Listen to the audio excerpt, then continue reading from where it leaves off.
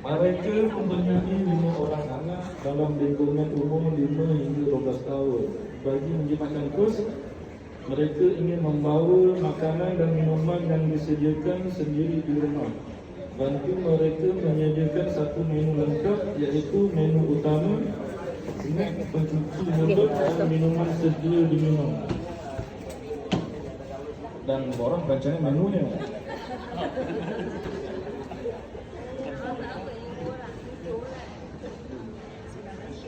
Menu utama dia kita buat bihun goreng.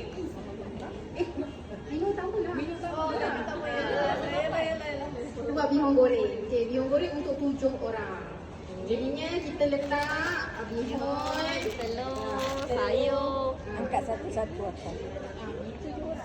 7 orang. Bihun, telur, sayur. Sayur tadi kita ni. Sayur sawi. Lagi ayam ni. Ayam. Lagi? Okey, itu untuk kita goreng bihun. Masuklah minyak. Tapi kita ambil yang murah-murah je sebab dia kata nak jimatkan kau.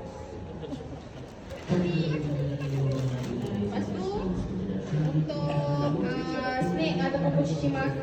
Cuci mata. Pencuci mulut. Kita makan biskut.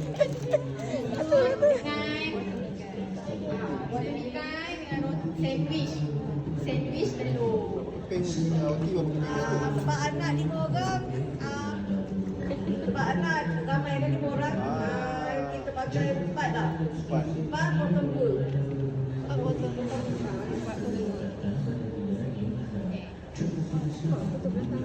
Garam. Garam tu tak boleh. Untuk goreng ni kan tak sedap. Dengan cili lah. Total cost berapa? Total cost 79. Untuk sekali pergi dengan pergi berkemah tu RM79. 79. Minyak tu pun RM100 lah. Dia makan je kan? Dia makan. Masak semua. Lepas tu air kita pakai minuman air kosong dengan air sangkit orek. Ni twister tu kan. Yang ada promosi.